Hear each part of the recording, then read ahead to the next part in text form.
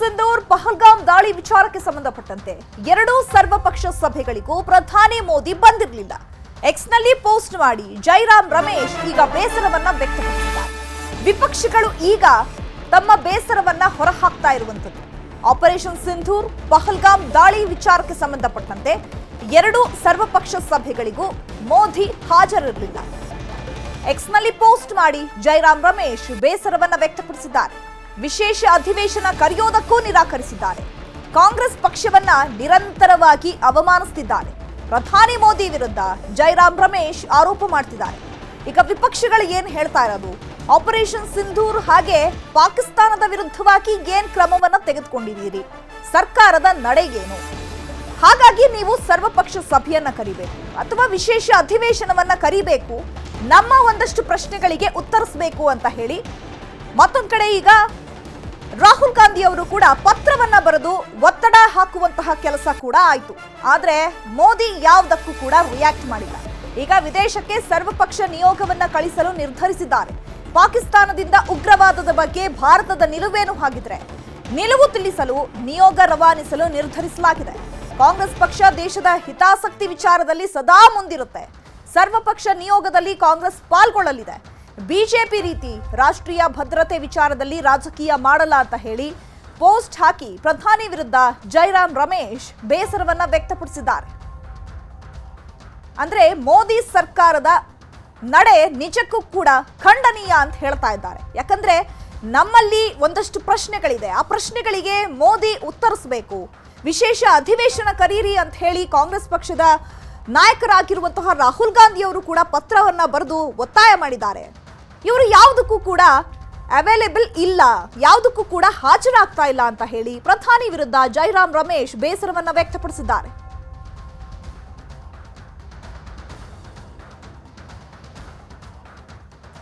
ಶಿಕ್ಷಣ ಇಲಾಖೆಯ ಅತಿದೊಡ್ಡ ಹಗರಣ ಬಯಲಾಗಿದೆ. ಚಿಕ್ಕಮಗಳೂರಲ್ಲಿ ಶಿಕ್ಷಕರ ಅನಧಿಕೃತ ವರ್ಗಾವಣೆ ದಂಧೆ ನಡೀತಾ ಇದೆ. ಆದೇಶ ಮಾಡಿದ ಶಾಲೆ ಬಿಟ್ಟು ಮತ್ತೊಂದು ಶಾಲೆಗೆ ನಿಯೋಜನೆ ಮಾಡಲಾಗಿದೆ. ಇದು ದೊಡ್ಡ ದಂಧೆಯಾಗಿ ನಡೀತಾ ಇದೆ. ಶಿಕ್ಷಣ ಇಲಾಖೆಯಲ್ಲಿ ಅತಿ ದೊಡ್ಡ ಹಗರಣ ಬಯಲಾಗಿರುವಂಥದ್ದು. ಚಿಕ್ಕಮಗಳೂರಿನಲ್ಲಿ ಶಿಕ್ಷಕರ ಅನಧಿಕೃತ ವರ್ಗಾವಣೆ ದಂಧೆ ನಡೀತಾ ಇದೆ. ಆದೇಶ ಮಾಡಿದ ಶಾಲೆ ಬಿಟ್ಟು ಮತ್ತೊಂದು ಶಾಲೆಗೆ ನಿಯೋಜನೆಯನ್ನ ಮಾಡಲಾಗಿದೆ. ತನ್ನ ಅಧಿಕಾರ ವ್ಯಾಪ್ತಿಯನ್ನ ಮೀರಿ ಶಿಕ್ಷಕರನ್ನ ನಿಯೋಜನೆ ಮಾಡಲಾಗಿದೆ. ಮೂಲ ಶಾಲೆಯಿಂದ ಮತ್ತೊಂದು ಶಾಲೆಗೆ ನಿಯೋಜನೆ ಮಾಡಲಾಗಿದೆ. ಬಿಇಒ ಸೂಚನೆಯಂತೆ 60ಕ್ಕೂ ಹೆಚ್ಚು ಶಿಕ್ಷಕರನ್ನ ನಿಯೋಜನೆ ಮಾಡಲಾಗಿದೆ. ಕಡೂರು ಕ್ಷೇತ್ರ ಶಿಕ್ಷಣಾಧಿಕಾರಿ ವ್ಯಾಪ್ತಿಯಲ್ಲೇ 60ಕ್ಕೂ ಹೆಚ್ಚು ಶಿಕ್ಷಕರನ್ನ ನಿಯೋಜನೆ ಮಾಡಲಾಗಿದೆ. ಕಡೂರು ಬಿಇಒ ಆರ್ ಸಿದ್ದರಾಜು ನಾಯ್ಕ್ ವಿರುದ್ಧ ಗಂಭೀರ ಆರೋಪ ಮಾಡಲಾಗಿದೆ. ಆರೋಪ ಕೇಳಿ ಬಂದ ಹಿನ್ನೆಲೆ ತನಿಖೆಗೆ ಆದೇಶಿಸಿದ್ದಂತಹ ಡಿಡಿಪಿಐ ತನಿಖೆ ವೇಳೆ ನಿಯಮ ಬಾಹಿರವಾಗಿ ನಿಯೋಜನೆ ಮಾಡಿರೋದು ಈಗ ಸಾಬೀತಾಗಿದೆ. ತನಿಖೆ ನಡೆಸಿ ಸರ್ಕಾರಕ್ಕೆ 57 ಪುಟಗಳ ವರದಿಯನ್ನ ಸಲ್ಲಿಸಿರುವಂತಹ ಡಿಡಿಪಿಐ ಚಿಕ್ಕಮಗಳೂರು ಡಿಡಿಪಿಐ ಪುಟ್ಟರಾಜು ರಾಜ್ಯದಲ್ಲೇ ಅತಿ ದೊಡ್ಡ ಕಾನೂನು ಬಾಹಿರವಾಗಿ ಶಿಕ್ಷಕರನ್ನ ನಿಯೋಜನೆ ಮಾಡಲಾಗಿದೆ ಅನ್ನುವಂತಹ ವಿಚಾರಕ್ಕೆ ಸಂಬಂಧಪಟ್ಟಂತೆ ತನಿಖೆ ಮಾಡಿದಂತಹ ಸಂದರ್ಭದಲ್ಲಿ ಈಗ ಆ ಆರೋಪ ಸಾಬೀತಾಗಿರುವಂಥದ್ದು. ತನಿಖೆ ನಡೆಸಿ ವರದಿ ನೀಡುವಂತೆ ಸೂಚನೆ ನೀಡಿದ್ದಂತಹ ಸರ್ಕಾರ ಈಗ ಸರ್ಕಾರ ಕೊಟ್ಟಿದ್ದಂತಹ ಸೂಚನೆ ಮೇರೆಗೆ ತನಿಖೆಯನ್ನ ಮಾಡಲಾಗಿದೆ. ತನಿಖೆ ಮಾಡಿ ಸರ್ಕಾರಕ್ಕೆ 57 ಪುಟಗಳ ವರದಿಯನ್ನ ಸಲ್ಲಿಕೆ ಮಾಡಲಾಗಿದೆ. ಅವರ ಬಿಒರ ಮೇಲೆ ಬಂದಿರತಕ್ಕಂಥ ದೂರಿಗೆ ಸಂಬಂಧಪಟ್ಟಂತೆ ಈಗ ಆಲ್ರೆಡಿ ನಾವು ನನ್ನ ಕಚೇರಿಯಿಂದ ಒಬ್ಬ ಅಧಿಕಾರಿಯನ್ನ ನೇಮಕ ಮಾಡಿ ವರದಿಯನ್ನ ಪಡ್ಕೊಂಡಿದ್ದೀನಿ. ಆ ವರದಿಯನ್ನ ಯಥಾವತ್ತಾಗಿ ಮಾನ್ಯ ಆಯುಕ್ತರಿಗೆ ಸಲ್ಲಿಸ್ತಾರೆ. ಸರ್ ಕ್ರಮ ಏನು ಸರ್? ಮಾನ್ಯ ಆಯುಕ್ತರು ಅವರ ಮೇಲೆ ಕ್ರಮವನ್ನ ತಗೋಬೇಕು. ನಾವು ವರದಿಯನ್ನ ನೀಡ್ತಕ್ಕಂಥ ಪ್ರಾಧಿಕಾರ ನಮ್ದಾಗಿರ್ತದೆ. ಆದ್ರಿಂದ ವರದಿಯನ್ನು ನಾವು ಮಾನ್ಯ ಆಯುಕ್ತರಿಗೆ ಸಲ್ಲಿಸ್ತಾ ಇದ್ದೀವಿ. ಅವರ ಬಿಒರ ಮೇಲೆ ಈ ಬಗ್ಗೆ ಮತ್ತಷ್ಟು ಮಾಹಿತಿಯನ್ನ ಕೊಡ್ತಾರೆ ನಮ್ಮ ಪ್ರತಿನಿಧಿ ಯೋಗೇಶ್ ಫೋನ್ ಸಂಪರ್ಕದಲ್ಲಿ ಜಾಯ್ನ್ ಆಗಿದ್ದಾರೆ. ಯೋಗೇಶ್, ಶಿಕ್ಷಣ ಇಲಾಖೆಯಲ್ಲಿಯೇ ಅತಿ ದೊಡ್ಡ ಹಗರಣ ಅಂತ ಹೇಳ್ಬೋದು. ಇದನ್ನ ವರ್ಗಾವಣೆ ದಂಧೆ ನಡೀತಾ ಇದೆ. ಆದೇಶ ಮಾಡಿದಂತಹ ಶಾಲೆಯನ್ನ ಬಿಟ್ಟು ಮತ್ತೊಂದು ಶಾಲೆಗೆ ಈಗ ನಿಯೋಜನೆ ಮಾಡಲಾಗಿತ್ತು. ಇದರ ವಿರುದ್ಧವಾಗಿ ಆರೋಪವನ್ನ ಮಾಡಲಾಗಿತ್ತು. ಈಗ ಡಿಡಿಪಿಐ 57 ಪುಟಗಳ ವರದಿಯನ್ನ ಸಲ್ಲಿಕೆ ಮಾಡಿರುವಂತದ್ದು. ಹಾಗಿದ್ರೆ ಸರ್ಕಾರ ಮುಂದಿನ ನಡೆಗೇನು, ಯಾವ ರೀತಿಯಾದಂತಹ ಕ್ರಮವನ್ನ ಕೈಗೊಳ್ಳುತ್ತೆ? ಡಿಡಿಪಿಐ ಸಲ್ಲಿಸಿರುವಂತಹ ಆ 57 ಪುಟಗಳಲ್ಲಿ ಏನೆಲ್ಲ ಅಂಶಗಳನ್ನ ಮೆನ್ಷನ್ ಮಾಡಿದ್ದಾರೆ?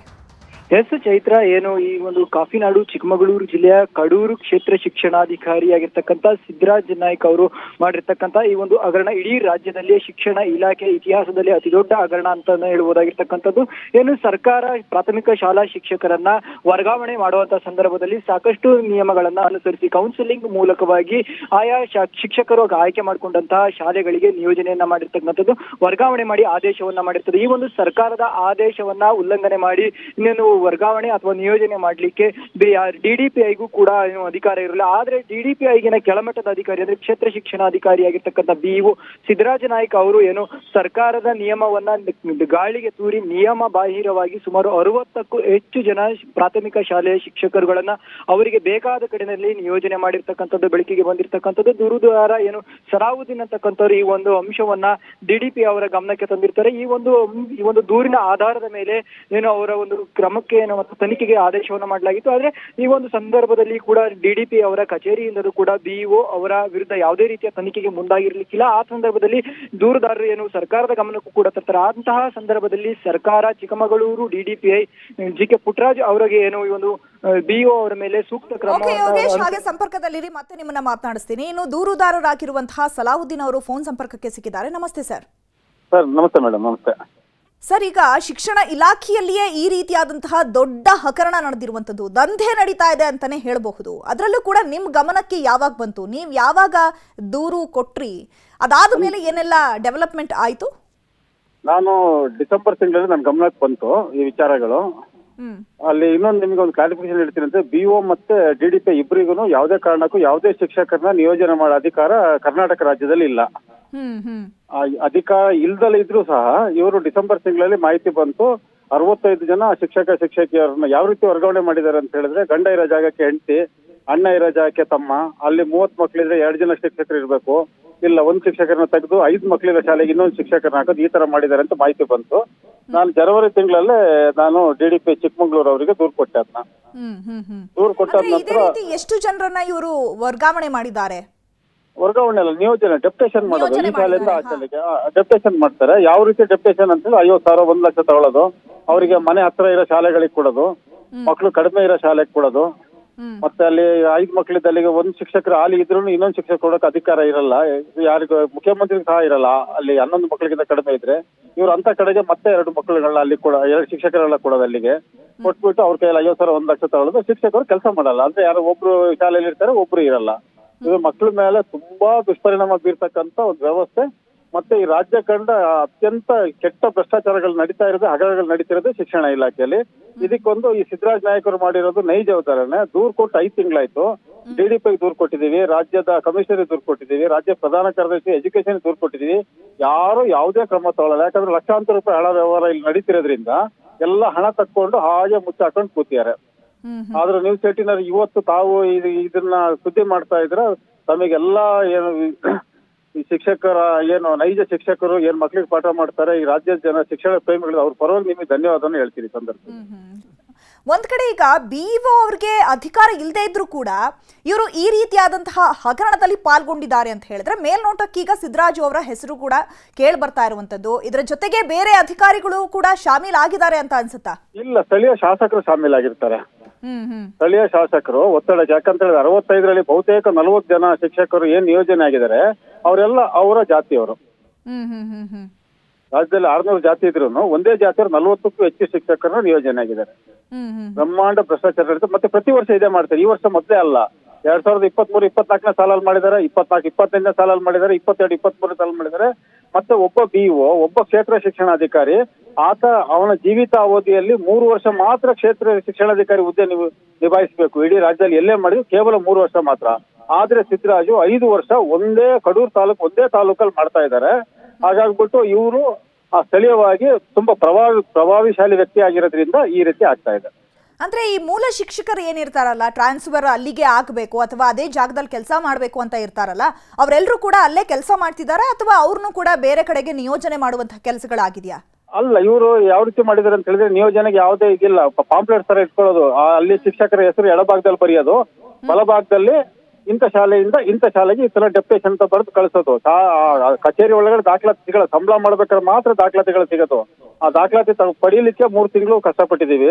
ಮಾಹಿತಿ ಹಕ್ಕಲ್ಲಿ ಕೊಡದಲ್ಲ ಮೇಲ್ಮನೆ ಹಾಕಿ ದಾಖಲೆಗಳನ್ನ ತೆಗೆದುಕೊಂಡು ನಂತರ ಕೇಸ್ ಮಾಡಿ 6 ತಿಂಗಳಾದ್ರೂ ಇನ್ನೂ ಆತನ ಮೇಲೆ ಯಾವುದೇ ನೈಜ ಕ್ರಮ ಇನ್ನೂ ಮಾಡಿಲ್ಲ. ಆತ ಈಗ್ಲೂ DO ಆಗಿ ಕಡೂರಲ್ಲೇ ಕಾರ್ಯನಿರ್ವಹಿಸ್ತಾ ಇದ್ದಾರೆ. ಓಕೆ ಥ್ಯಾಂಕ್ ಯು ಸಲಾವುದ್ದೀನ್ ಅವರೇ, ನ್ಯೂಸ್ 18 ಜೊತೆ ಮಾತನಾಡಿದ್ದಕ್ಕಾಗಿ. ನೋಡೋಣ, ಈಗ ಸರ್ಕಾರ ಕೂಡ ಆದೇಶ ಕೊಟ್ಟಿರುವಂತದ್ದು, DDP ಅವರು ಕೂಡ ವರದಿಯನ್ನ ಸಲ್ಲಿಕೆ ಮಾಡಿದ್ದಾರೆ. ಸರ್ಕಾರ ಏನ್ ಕ್ರಮವನ್ನ ಕೈಗೊಳ್ಳುತ್ತೆ ಕಾದ್